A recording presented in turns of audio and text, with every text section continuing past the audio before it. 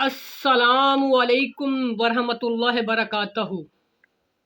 سب دوست بھائی کیسے ہیں؟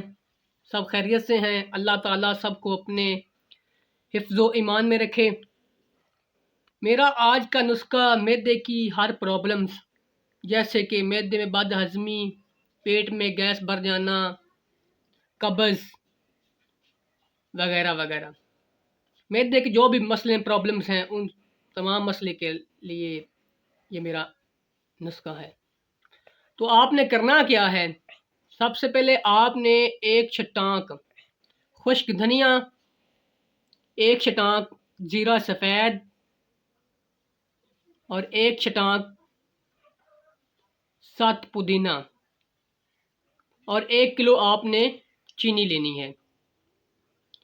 ان سبھی چیزوں کو آپ نے اچھی طرح گرائنڈ کر کے رکھ لینا ہے۔